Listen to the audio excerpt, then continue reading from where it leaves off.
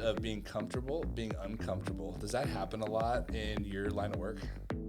Yeah, it's kind of uncomfortable being in front of this camera right now. But aside from that, I think more than anything, it's just kind of building rapport with people because like having certain interactions with different like type A, type whatever people, like the disc.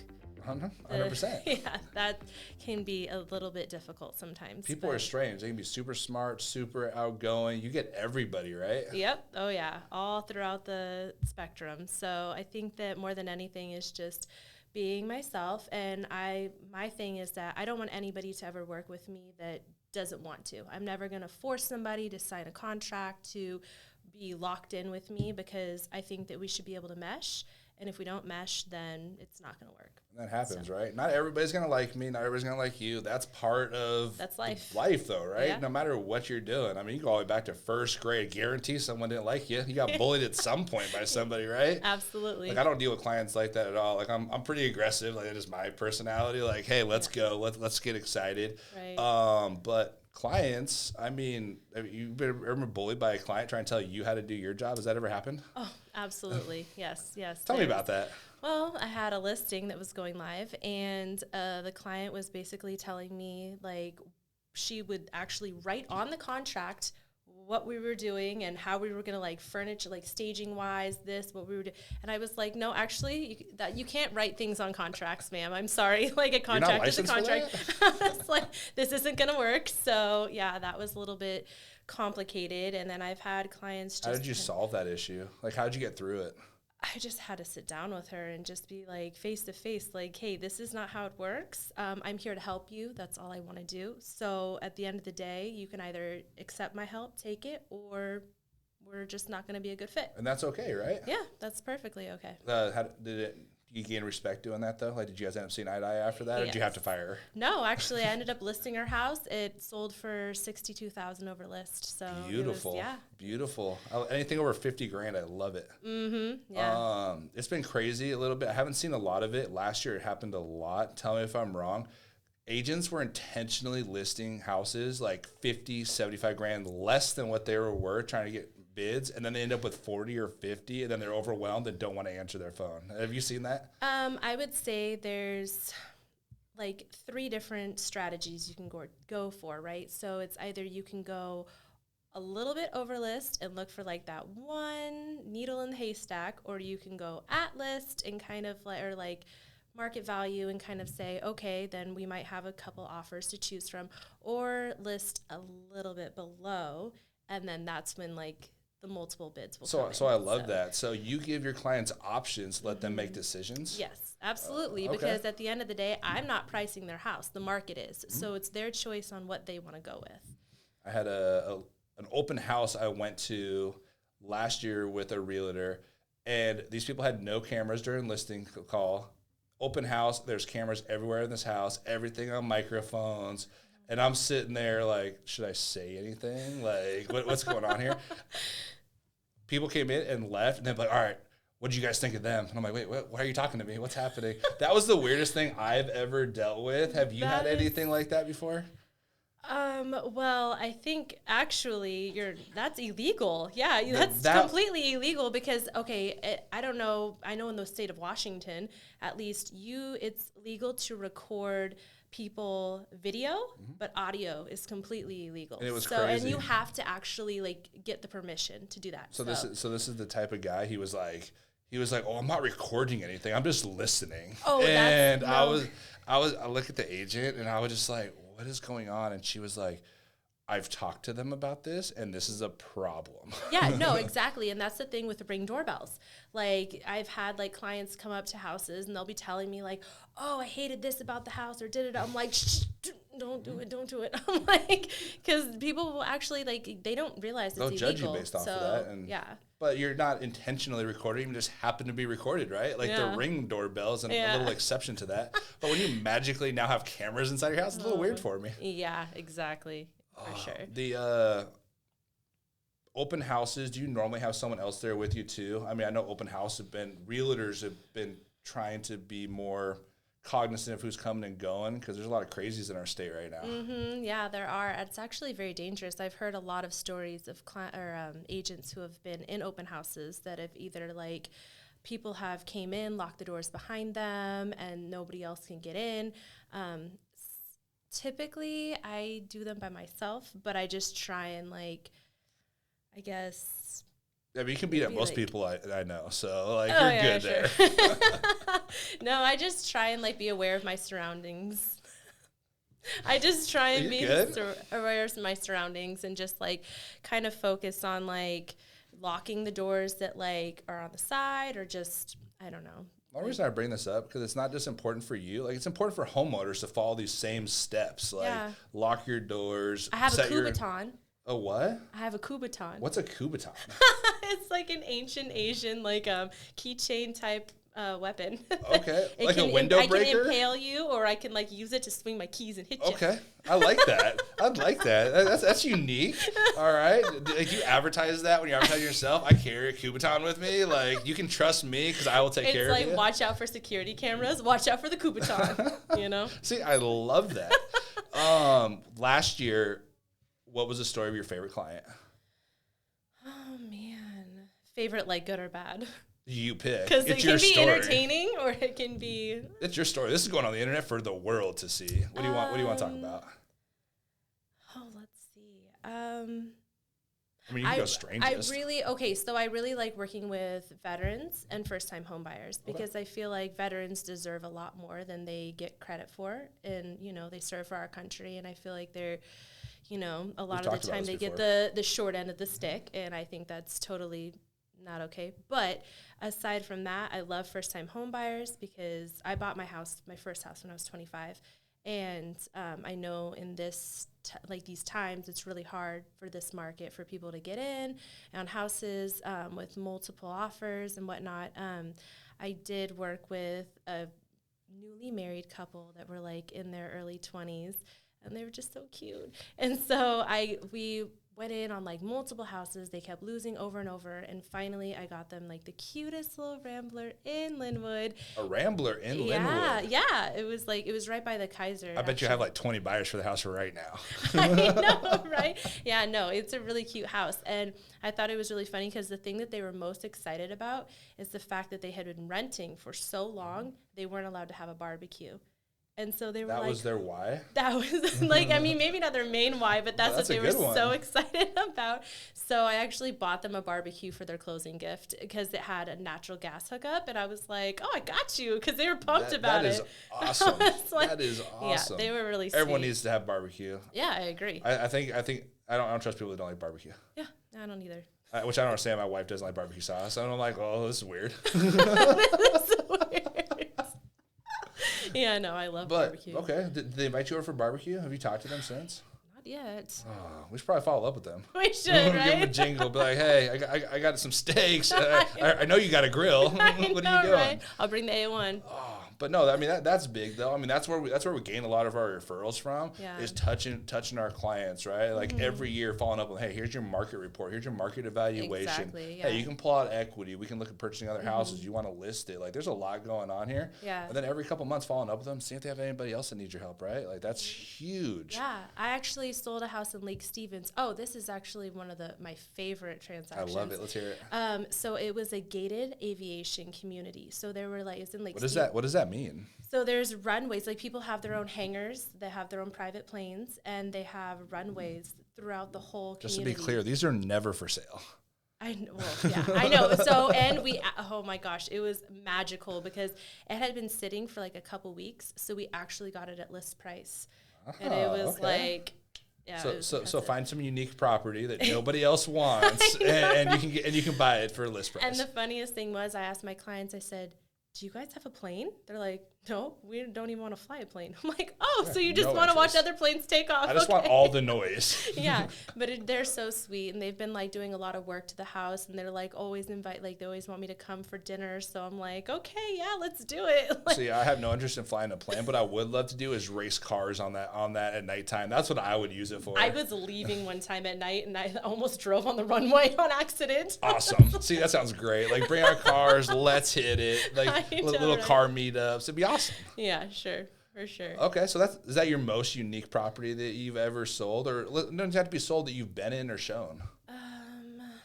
No, that was actually the most unique because I've never seen one with like runways throughout. Like I didn't actually know that they really existed, to be honest. I mean, you got to get out there. Mm-hmm. I mean, I haven't done any business in the Midwest, but I got to assume it's probably pretty easy. Just Uncle Bob's field, we're leaving, right? Like that's awesome. Yeah, no, for sure. Okay.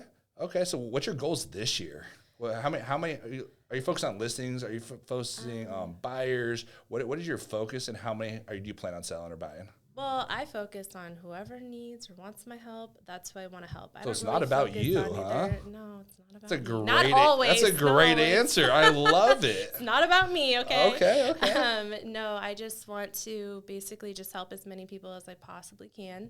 That's like where I feel like I thrive the most is when people appreciate my help and it's reciprocated. So, I mean, that's part of being on the same team, though, right? Yeah. I mean, the coach and the quarterback have to like each other somewhat to get stuff done. And it happens, but somebody's got to go. Usually it's the coach because the quarterback's usually pretty solid. Yeah. Okay. So this year, first-time buyers, veterans. Let's take that back. So yes. I love veterans. I actually sold my last house to a buddy of mine, VA. They were looking all up in Mount Vernon. Yeah. He works down in Seattle in SeaTac, and he was willing to drive for 2 hours to work every day. I sold him my house, that house last year for I think $5.25 is what I sold it to him for. At the time, it was worth $575. It's worth almost $7 now. It was a great Rambler down in Everett, phenomenal.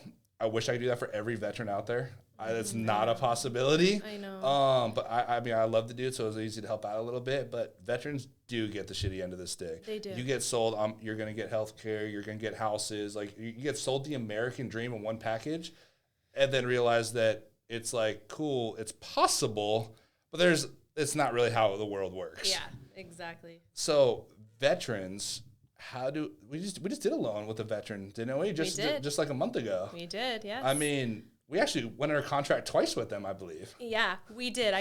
We got them under contract twice, showed them about 28 houses. Okay. But at the end of the day, we got them the house that they wanted. So with a VA loan. With a VA loan. With no money down. Only $5,000 over list, which is unheard of in this market. So. I actually believe it was $5,000 over list, but I think it was under appraised value, if I recall right. Yeah. I think it was $5,000 under appraised and only $5,000 over list. Yeah. And I think we won the first one at list too. We did. So it's crazy. So it's possible. It's possible. Don't give up. If you're VA, don't give up. See, but that first one, so I did talk to her after that. The first house, she actually liked a lot, but she needed to make the decision. And that's okay. It was hard because she was out of state when I showed it to her partner. But when she saw it, I think she just wanted more control over the situation. Which is great. I think a lot of clients like that. That's why we give them options and they make decisions, right? Like, that's not selling. That's I'm trying to help you out. Yeah. Here's what I got. And if it works, it works. If it doesn't, cool. No worries. And the plus is that we got them into a house that was also a military family moving to another state. They were moving down to Yuma, I think. Okay. And so it was like they were more than happy to accept our. So VA to VA. So, yep. Yeah. It's the littlest things that get offers accepted. I had a first-time buyer last year. They're up north somewhere. I want to say it was up in Bellingham is where we were. Yeah. And the buyers and the sellers had the same last name. Both were Gomez's, I believe, was the last name. The exact same. And there was two offers that beat them. There was no love letter. Like they lost, a couple offers. They were having some fatigue. Yeah. And the last names were the same. They're like, oh, this is so easy. Like, the title doesn't even have to change. And they hit it off, and they all got on the phone that night after the contract was accepted. Then they had dinner like a week later. Oh, my gosh. So it was the craziest thing. Like, those are the type of connections that get me super excited, like, to see that actually happen. I know. Yeah. No, for sure. I agree.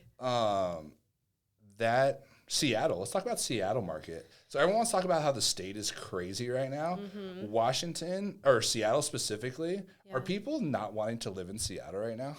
No. I don't. I mean, like, no, I don't run into very many people that are like, I would love to live in Seattle because, like, I mean, I feel like commuting was a huge issue for people back in the day.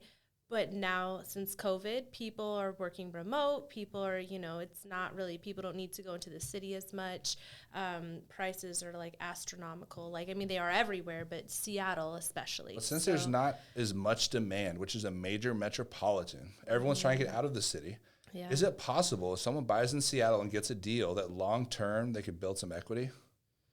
I mean, it's definitely a possibility. However, I mean, I think that people are trying to move out at this point. So the only reason I say this, just for fun, about 2.5, 3 months ago, new build townhome was built in 2019. The doctor was leaving. He's going out of state, whatever. So he only had it for about a year and a half. It was listed for, I want to say, $520. Right. On the market, 2 weeks. My realtor calls me, hey, what do you think we should do on this? Like, I'm kind of confused. Like, it's been on the market for a while. What's wrong with it? Blah, blah. I'm like, cool, let's talk it out. And I love my realtors where we can hash stuff out. Like, let's talk numbers. Let's do it all. Yeah. And I was like, dude, hit him at $490, and I want $10,000 closing costs on top of that. And my realtor goes, you are crazy. I'm like, just do it. There's no other offers. Like, let's go. Well, I mean, unless, like, my thing always is like, unless you ask, the answer is always no. 100%. So. And that's like, true. I'm like, people are like, well, let's not put an offer on this property. There's so many other offers, but, like, why wouldn't you just want to try? You're not losing anything at that point. The worst thing is to happen is, like, you don't get it, and that's it. 100%. Then we move on to the next one. But at least there's an opportunity, right? Yeah. If you don't get it in. So this house, listen to this, and this is why I say Seattle might be a great opportunity location if we think it's going to come back, right? Yeah, that's the thing. 520. They counter back. They gave us the $10,000 closing costs at $510,000 sales price. House appraised for $525,000. Praised higher than list. We got money down, and that's in a market that nobody said that anybody will give $1 in seller credits. Okay, yeah, I see. So the only reason I say that is the only reason I'm throwing that out there is because everyone's running from Seattle currently. They are. But there is no way a major metropolitan can continue to run like this unless we're going to commit to becoming Detroit.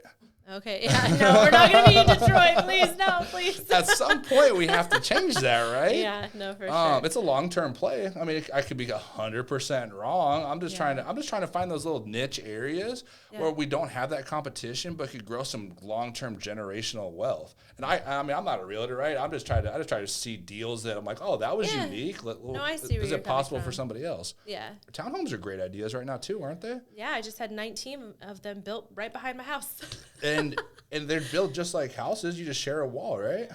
Yeah, basically with no yard though. No yard? None of them have yards? None of them. And they are... Most people don't have real dogs either, so it works out. I know they hate my dog. My dog's always barking at them, but... It's okay. He's protective.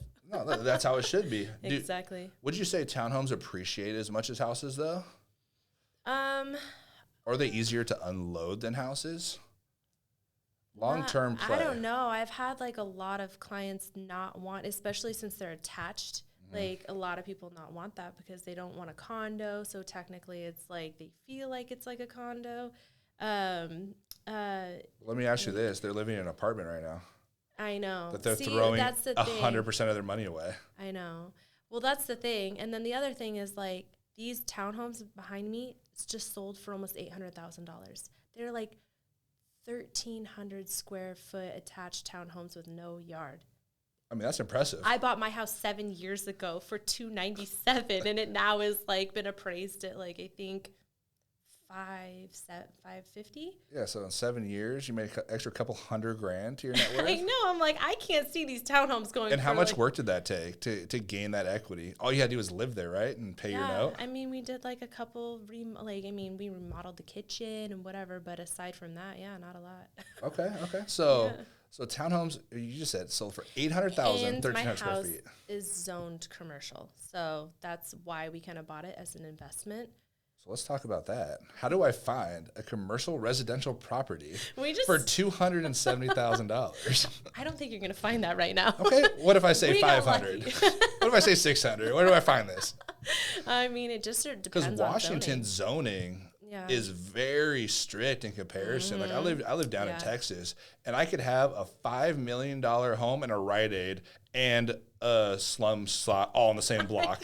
Like that was just normal down there. Up here, that's not the case. You have neighborhoods, you have residential, you have commercial, and you have a hybrid. Yeah. I mean that's pretty unique, kind of like your airport scenario. It is. I've had multiple offers from developers to demo my house and build like a high rise with storefront, and I'm like, okay, so build the high rise, give me the penthouse top floor, and sell the rest of them, and let's go. Like, what are we doing I'm looking here? for passive aggressive, not passive aggressive. I mean, that is aggressive. That itself is aggressive. Okay. That is passive aggressive. I'm looking for passive income. Okay. I am like refusing to sell my house. Hey, we're done.